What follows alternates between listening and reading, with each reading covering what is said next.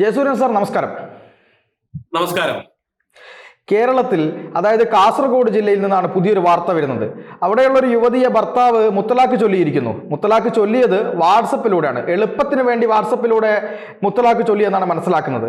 ഇപ്പോൾ പുതിയ ട്രെൻഡാണ്. സോഷ്യൽ മീഡിയയുടെ കടന്നുവരവോടുകൂടി നേരിട്ട് വന്ന് മുത്തലാഖ് ചൊല്ലണ്ട, ഇൻസ്റ്റഗ്രാം വഴിയോ ഫേസ്ബുക്ക് വഴിയോ അതുപോലെ തന്നെ ഈ പറയുന്ന പോലെ വാട്സപ്പ് വഴിയോ ഒക്കെ മുത്തലാഖ് ചൊല്ലാം എന്ന രീതിയിലേക്ക് കാര്യങ്ങൾ പോയിരിക്കുന്നു. വളരെ വലിയൊരു അനീതിയെ, മുസ്ലിം സ്ത്രീകൾ അനുഭവിക്കുന്ന വലിയൊരു ദുരന്തത്തെ ഭാരത സർക്കാർ, മോദിയുടെ നേതൃത്വത്തിലുള്ള ഗവൺമെന്റ് മുത്തലാഖ് വിരുദ്ധ ബില്ല് അവതരിപ്പിക്കുകയും നിയമം കൊണ്ടുവരികയും ചെയ്തപ്പോൾ അതിനെതിരെ ശക്തമായി പ്രതികരിച്ച ആളുകളാണ് ഇവിടുത്തെ CPM ഉൾപ്പെടെയുള്ള രാഷ്ട്രീയ സംഘടനകൾ. ഇത് മുസ്ലിം യുവാക്കളെ ലക്ഷ്യം വെച്ചുള്ളതാണ് എന്നായിരുന്നു അന്ന് ഈ ബില്ലിനെതിരെ സംസാരിച്ചുകൊണ്ട് വൃന്ദാക്കാരട്ടടക്കം സംസാരിച്ചത്.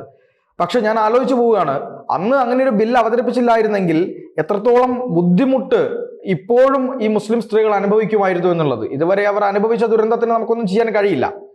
പക്ഷേ BNS ഉൾപ്പെടെയുള്ള നിയമങ്ങൾ വന്ന് വളരെ ശക്തമായി നിലനിൽക്കുന്ന ഈ കാലത്തും യാതൊരു ഭയവുമില്ലാതെ വാട്സപ്പിലൂടെയൊക്കെ മുത്തലാഖ് ചൊല്ലുക, സ്വർണ്ണാഭരണങ്ങളടക്കം അടിച്ചു മാറ്റുന്ന ഒരു രീതിയിലേക്ക് കാര്യങ്ങൾ പോവുക എന്നതാണ് ഞാൻ ഇന്ന് മനസ്സിലാക്കുന്നത്.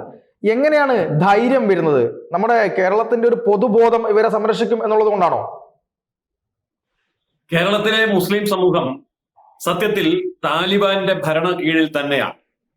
അതായത് കേരളത്തിലെ LDFും UDFും ഈ മുത്തലാഖ് നിരോധനത്തെ ശക്തമായിട്ട് എതിർത്ത രണ്ട് മുന്നണികൾ.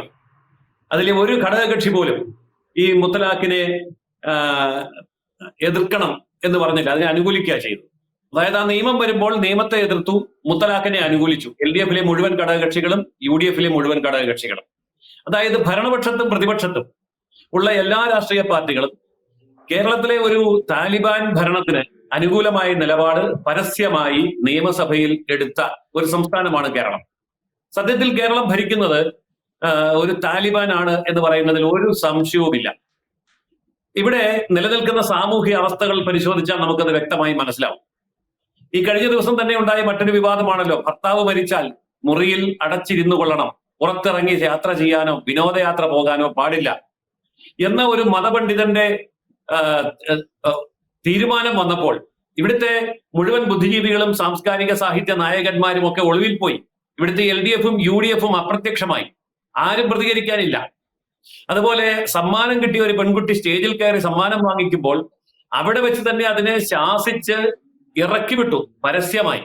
ചാനലുകളുടെ മുമ്പിലാണ് ഈ സംഭവം നടന്നത്, കേരളത്തിലാണ്. യാതൊരു പ്രശ്നവും ഉണ്ടായില്ല. അതുപോലെ മുസ്ലിം സമൂഹത്തിന് മുസ്ലിം MLA-മാരെ വേണ്ട, മുസ്ലിം MP-മാരെ വേണ്ട, മുസ്ലിം മന്ത്രിമാരെ വേണ്ട. ഗത്യന്തരമില്ലാതെ വനിതാ സംവരണമുള്ള പഞ്ചായത്ത് വാർഡുകളിൽ മുസ്ലിം സ്ഥാനാർത്ഥികൾ മത്സരിക്കുമ്പോൾ ഭർത്താവിന്റെ ഫോട്ടോയാണ് പോസ്റ്ററിൽ അച്ചടിക്കുന്നത്. ഇതൊക്കെ കേരളത്തിലാണ് നടക്കുന്നത്.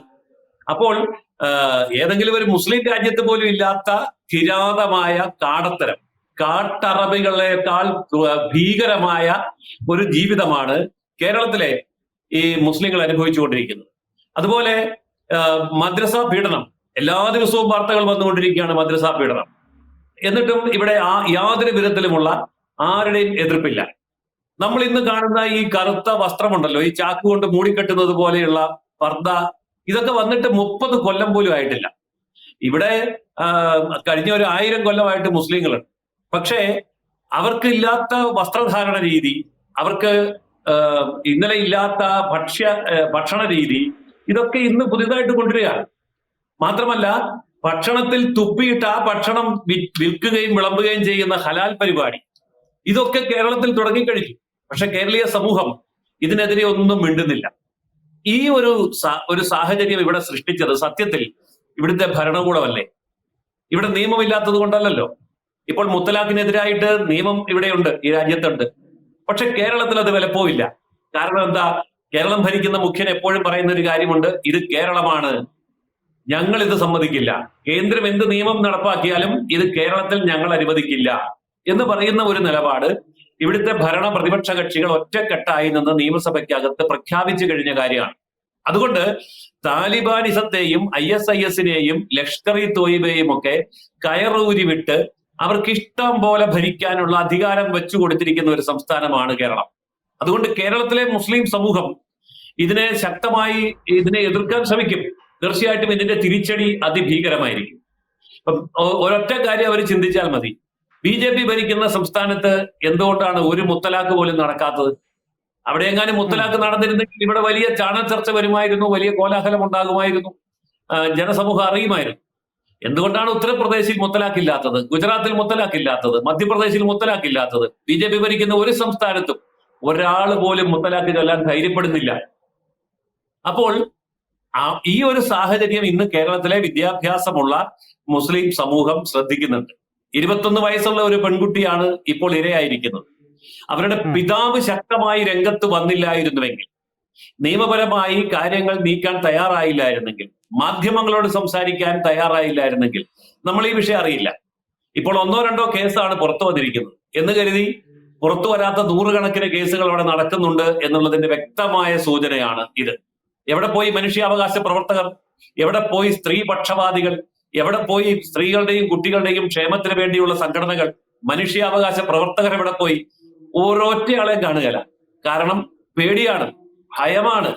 ഇസ്ലാമിക തീവ്രവാദികളുടെ കയ്യിൽ നിന്ന് പട്ടും വളയും വാങ്ങി, അവാർഡും വാങ്ങി, പണവും ഭക്ഷണവും വാങ്ങി, വിദേശയാത്രയും അവാർഡുകളും കിട്ടുമ്പോൾ ഒരു ബുദ്ധിജീവിയും, ഒരു സാംസ്കാരിക നായകനും, ഒരു കവിയും സാഹിത്യകാരനും മിണ്ടില്ല. ഇതൊക്കെ ഹിന്ദുവിനെതിരാണെങ്കിൽ എല്ലാവരും കൂടെ ചാടിക്കടിക്കാൻ വരും. പക്ഷേ മുസ്ലിമിനെതിരായതുകൊണ്ട് ആരും മിണ്ടില്ല. മിണ്ടിയാൽ കൈവെട്ടും തലവെട്ടും എന്നറിയാവുന്ന ഈ പേടിച്ചുതൂറികൾ, പേടിത്തൊണ്ടന്മാർ നിശബ്ദത പാലിക്കുകയാണ്. പക്ഷേ ഇതിന് ശക്തമായ തിരിച്ചടി മുസ്ലിം സമൂഹത്തിൽ നിന്നുണ്ടാവും. നമ്മൾ ചിന്തിക്കുക, ഉത്തർപ്രദേശില്, ബീഹാറില്, അതുപോലെ തന്നെ ഗുജറാത്തില്, രാജസ്ഥാനില്, ഡൽഹിയില് അടക്കം മുസ്ലിം ഭൂരിപക്ഷ പ്രദേശങ്ങളിൽ ഹിന്ദു സ്ഥാനാർത്ഥികൾ BJPയുടെ താമര ചിഹ്നത്തിൽ ജയിച്ചു എങ്കിൽ ആരാണ് വോട്ട് ചെയ്തത്? ഞാൻ ഉറപ്പിച്ചു പറയാം, മലപ്പുറത്ത് BJPയുടെ സ്ഥാനാർത്ഥികൾ താമര ചിഹ്നത്തിൽ ജയിക്കുന്നിടത്തേക്കാണ് ഈ മുത്തലാഖ് വഴി തുറക്കുന്നത്. മുത്തലാഖ് പോലെയുള്ള പുറത്തറിയപ്പെടാത്ത ഇനിയും ഭീകരമായിട്ടുള്ള നിരവധി സാമൂഹിക നിരോധനങ്ങൾ ഇവിടുത്തെ ചെറുപ്പക്കാര് നേരിടുന്നുണ്ട്. 21 വയസ്സുള്ള ഒരു പെൺകുട്ടിക്കാണ് ഈ ദുരനുഭവം ഉണ്ടായതെന്ന് ഓർക്കണം.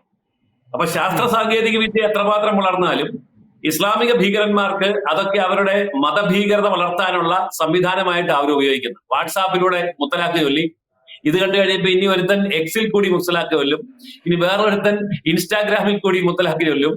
ഇതിനെയൊക്കെ ഇവിടുത്തെ LDFും UDFും പിന്തുണയ്ക്കും.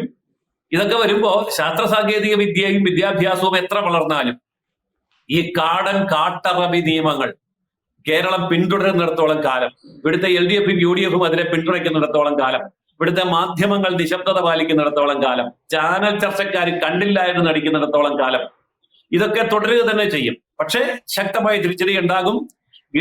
ഗത്യന്തരമില്ലാതെ വരുമ്പോൾ പുതിയ തലമുറ BJP വോട്ട് ചെയ്ത് വിജയിപ്പിക്കും. ഇല്ലെങ്കിൽ അവർക്ക് ജീവിക്കണ്ടേ? 33% മുസ്ലിം ഉണ്ട് കേരളത്തിൽ, അവർക്ക് ജീവിക്കണ്ടേ? അതുകൊണ്ട് ഇതൊരു വലിയ വിപ്ലവത്തിന്റെ തുടക്കമായി തീരട്ടെ എന്നാണ് എനിക്ക് ആശംസിക്കാനുള്ളത്. തീർച്ചയായിട്ടും. എന്തായാലും ഞാനിങ്ങനെ പലപ്പോഴും ആലോചിക്കാറുണ്ട് സാർ, ഈ പുരോഗമന എന്താണ് നവോത്ഥാന കേരളം, സ്ത്രീപക്ഷ കേരളം എന്നൊക്കെ പറയുമ്പോൾ അതൊക്കെ ഹിന്ദു നവോത്ഥാനമാണോ ക്രിസ്ത്യൻ നവോത്ഥാനമാണോ എന്നൊക്കെ ഇങ്ങനെ ചിന്തിച്ചു പോകാറുണ്ട്. പക്ഷെ പല സമയത്തും ഈ സ്ത്രീകൾ പുറത്തിറങ്ങുമ്പോൾ, അതായത് ഞാൻ ഇന്നലെ ഒരു വാർത്ത വായിച്ചത്, ഒരു മലയാളിയായ ഒരു പെൺകുട്ടി പൈലറ്റായിട്ട് പിന്നെ നമ്മുടെ വിമാനത്തിൽ കയറി ആ വിമാനം നേരിട്ട് ഓടിച്ച് റെക്കോർഡ് നേടിയ ഒരു മുസ്ലിം പെൺകുട്ടിയെ പറ്റി വായിച്ചിരുന്നു. കേരളത്തിലെ പെൺകുട്ടിയാണ്. അവിടെയാണ് കാന്തപുരം ഉൾപ്പെടെയുള്ളവരുടെ ചില ചിന്താഗതികൾ. മുസ്ലിം പെൺകുട്ടികൾ വീടിന് പുറത്തിറങ്ങുമ്പോൾ ഭർത്താവോ അല്ലെങ്കിൽ സഹോദരനോ ഒക്കെ ഉണ്ടാവണം, അത് ഞങ്ങളുടെ നിയമമാണ്, അതിനെ ആരും വിമർശിക്കാൻ വരരുത് എന്നൊക്കെ പറയുന്ന ഒരു നാട്ടിൽ അതിനെ ഒന്നും ആരും വിമർശിക്കാതിരിക്കുകയും അതൊന്നും ഈ പറയുന്ന ദളിത് ആക്ടിവിസ്റ്റുകളോ അല്ലെങ്കിൽ ഒരു ഈ പറയുന്ന സ്ത്രീപക്ഷവാദികളോ അല്ലെങ്കിൽ വനിതാ കമ്മീഷനോ ഒന്നും കാണുന്നില്ല, ഞങ്ങളെല്ലാം അന്ധരാണ് എന്ന് പറയുന്നിടത്താണ് ഇരട്ടത്താപ്പ് നടക്കുന്നത് എന്ന് പറയാതിരിക്കാൻ കഴിയില്ല. അങ്ങനെ പറയുന്നവരെ വർഗീയവാദികളാക്കാനാണ് ശ്രമിക്കുന്നതും. എന്തായാലും അതധികകാലം വിലപ്പോവില്ല എന്നുള്ളത് തന്നെയാണ്. എന്തായാലും നമ്മുടെ സമയോടെ അവസാനിച്ചതുകൊണ്ട് നമുക്ക് അടുത്ത ദിവസം വരും സമയങ്ങളിൽ കൂടുതൽ ഇതിനെപ്പറ്റി ചർച്ച ചെയ്യാമെന്ന് മാത്രം പറഞ്ഞുകൊണ്ട് ഈ ചർച്ചയുമായി സഹകരിച്ചതിന് അങ്ങേക്കെല്ലാം നന്ദി. കൂടുതൽ വാർത്തകളും വിശേഷങ്ങളും നിങ്ങളിലേക്ക് എത്താൻ ABC മലയാളം സബ്സ്ക്രൈബ് ചെയ്യുക, ബെൽ ബട്ടണും അമർത്തുക.